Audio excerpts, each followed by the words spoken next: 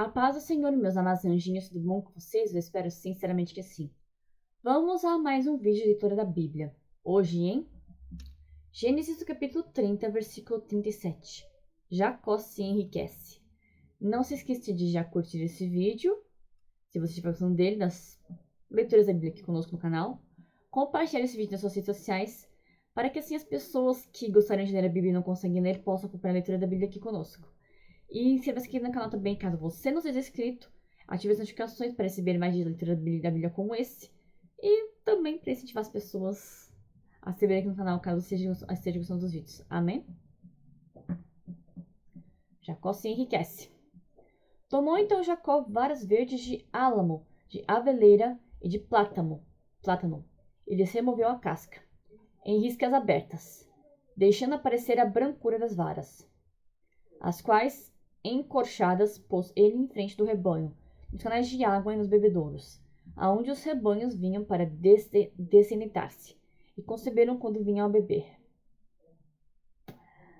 Se as varas eram capazes de fazer isso, não, as varas não tinham esse poder. Quando Jacó fez isso, foi uma atitude que ele teve, uma atitude de fé que ele teve. Se ele decidiu que pela fé ele conseguiria fazer isso, ele foi lá, fez e realmente funcionou. Porque varas não têm poder de fazer animais darem a luz. A sua fé tem. As varas não têm poder para fazer milagres acontecerem. Sua fé tem. E concebia o rebanho diante das varas, e as ovelhas davam crias listadas, salpicadas e malhadas. No capítulo anterior ele falou que ele iria conseguir ter um tipo específico de rebanho, e que ele separaria o tipo específico de rebanho dele do tipo específico de rebanho do Labão. Então o rebanho do Labão, que era um rebanho, digamos, mais comum, mais branquinho, talvez. Eu não lembro como foi que ele falou. Sim, ele falou que passei todo, no versículo 32, passaria por todo o seu rebanho, separando eles os salpicados e malhados. E todos os negros e os cordeiros, e o que é malhado e salpicado entre as cabras será isso o meu salário. Ou seja, ele definiu que o salário que ele separaria do Labão seria os salpicados e malhados. E os negros entre os cordeiros e os malhados, e os salpicados entre as cabras seriam dele. Ou seja, os negros entre os cordeiros e os salpicados entre as cabras seriam os dele. E foi o que ele fez. Tinha esse tipo de ovelhas, cabras no rebanho? Não tinha. Mas acredito eu, na verdade, que não tinha, porque a Bíblia não menciona que não tinha o que tinha. Na verdade, foi apenas ele que falou que teria esse tipo de cabra, e eu acredito que antes não tinha. A Bíblia não fala sobre isso, mas eu acredito que antes não tinha. Então, quando nasceram esse tipo de ovelhas e cabras no rebanho, as ovelhas criadas que estavam nisso eram as listadas, salpicadas e malhadas. Que davam assim, as crias dessas ovelhas eram assim, listadas, salpicadas e malhadas. Foi como ele falou, que as malhadas também nasceriam, não é verdade? Acredito eu que no rebanho não tinham cabras ou ovelhas assim, cabras na verdade assim, e elas nasceram. Por quê? Porque ele teve fé, ele teve uma atitude, ou seja, atitudes com fé podem mudar resultados.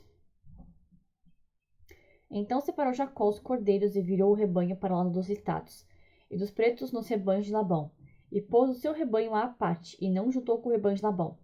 Ou seja, ele disse que aconteceria assim, tal, tal e tal, e realmente aconteceu. Acredito eu que foi pela fé, porque pelo que o texto dá a entender, talvez antes não tivesse essas cabras. O texto não afirma nem que sim, nem que não. Apenas Jacó falou que as cabras e ovelhas tal, tal e assim tal, seriam separadas as dele das de Labão. Ele disse que ele teria cabras ou ovelhas assim, assim, assado, e que Labão teria ovelhas e cabras assim, assim, assado. E assim foi feito, como a gente pode perceber pelo texto. Acredito eu que as cabras e as ovelhas não eram assim antes, que elas nasceram assim de acordo com a fé dele. O texto não afirma que tinha e nem que não tinha, mas ele falou que teria. Então acredito eu que as mudanças que aconteceram foram pela fé dele e não necessariamente pelo acaso. E todas as vezes que concebiam as ovelhas fortes, punha Jacó as varas à vista do rebanho nos canais de água, para que concebessem diante das varas.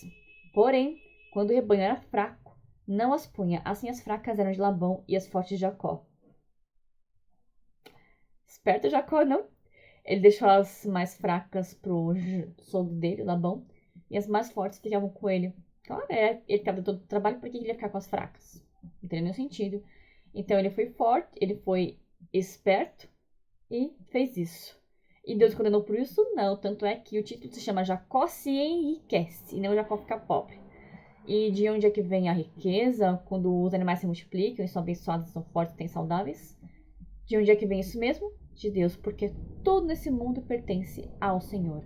Como diz no versículo, porque dele, por meio dele e para ele são todas as coisas, ou seja, você, eu, nós, coisas ao nosso redor, animais, plantas, tudo foi feito por meio dele, por ele e para ele, ou seja, todos nós, coisas, animais, plantas, fomos feitos para glorificar o nome dele. Como as plantas glorificam? Não sei, mas tudo foi feito para poder honrar o nome dele. Amém? E o homem se tornou mais e mais rico. Teve muitos rebanhos e servas e servos e camelos e jumentos. Então alguém poderia dizer, Jacó foi espertinho, né? Não, Jacó não foi necessariamente esperto, ele apenas soube trabalhar. Afinal de contas, o Labão deixou todo o rebanho, tudo mais, nas mãos do Jacó. Então nada mais justo que Jacó separasse aquilo que ele trabalhou por ele e aquilo que ele trabalhou para o Labão.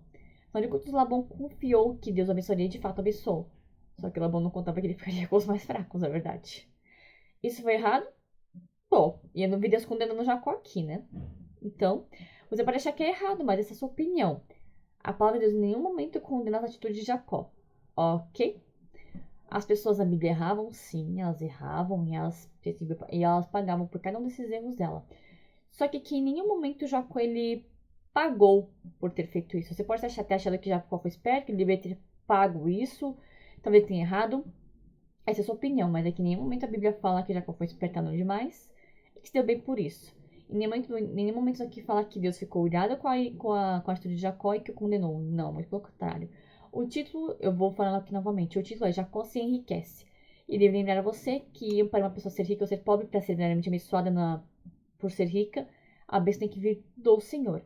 Não que haja pessoas no mundo que sejam ricas porque elas foram muito abençoadas por Senhor, porque elas amem o Senhor, pessoas no mundo. Não. Deus permite que a pessoa tenha riquezas, ainda que ela não seja necessariamente temente a Ele. Mas isso não quer dizer que a salvação dela está garantida, ok? Tanto é que, apesar dos erros, Jacó foi salvo. Apesar de alguns erros que ele cometeu, Jacó foi salvo. Agora, a gente não pode dizer isso de todas as pessoas no mundo que são ricas, milionárias e bilionárias. Elas têm dinheiro? Sim. Trabalharam por isso? Sim. Deus deu saúde a elas? Sim. Só que muitas pessoas acabam morrendo doentes. Um bom exemplo disso, que eu gosto bastante de usar, é o criador da Apple, do famoso iPhone, o celular dos ricos, das pessoas que são milionárias, que gostam, fazem tanta questão de ter um iPhone na vida. Mas por quê? O cara tinha uma mente brilhante, ele era um empresário, um empreendedor nato, fez muitas coisas, ele era o rosto da Apple, ele sempre anunciava as coisas novas que sairiam da Apple. Porém, ele teve um câncer, não sei se foi no câncer no estômago, mas ele teve um câncer agressivo. E nas últimas fotos dele é ele pele e osso. Então, todo o dinheiro que ele ganhou, ele poderia ter contratado os melhores médicos para cuidarem dele. E ainda assim, esse dinheiro todo não foi suficiente para salvar a vida dele, para impedir que ele morresse devido ao câncer. Na igreja que eu frequento, há pessoas que são bem de vida e pessoas que não são tão bem de vida assim.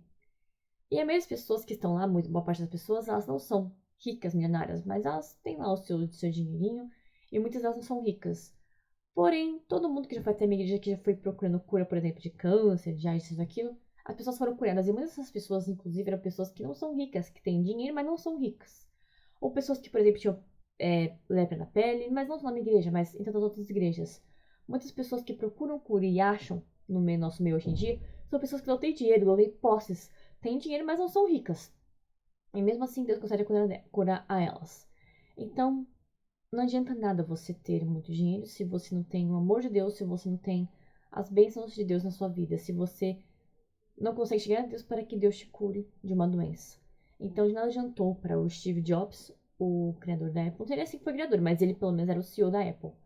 Não adiantou nada o dinheiro que ele tinha se ele não conseguiu se curar de câncer. Então é isso. Vamos orar e vamos falar com Deus. Feche seus olhos e ore comigo. Senhor Deus e Pai, meu Todo-Poderoso, obrigada pela tua graça, teu poder e tuas misericórdias em nossas vidas. Obrigada por todos os livramentos que o Senhor nos dá dia após dia. Obrigada por ser tão bondoso e um Deus tão amoroso conosco.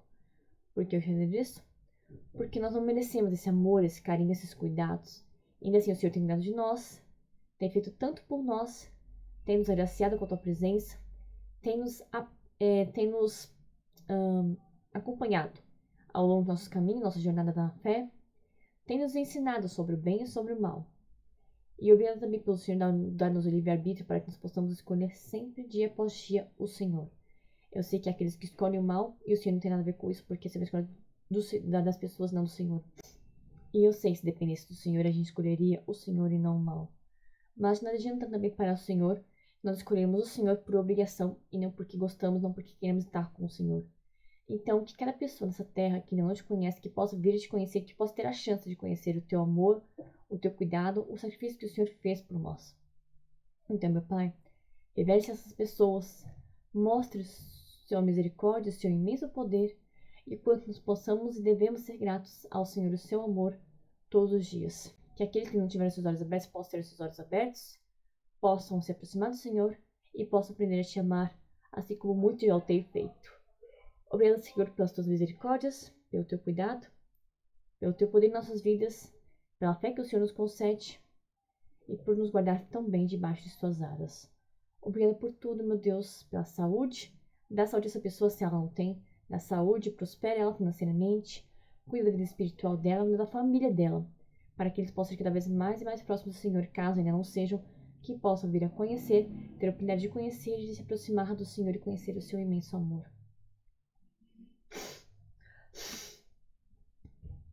Eu, meu Deus, te agradeço por todas as bênçãos e por tudo que o Senhor nos concedeu até aqui. No nome do Senhor Jesus. Amém. Graças a Deus. Muito obrigada por você assistir esse vídeo até aqui. Um beijo no seu coração. Fiquem com Deus e até o próximo vídeo, se assim o Senhor me permitir. Tchauzinho.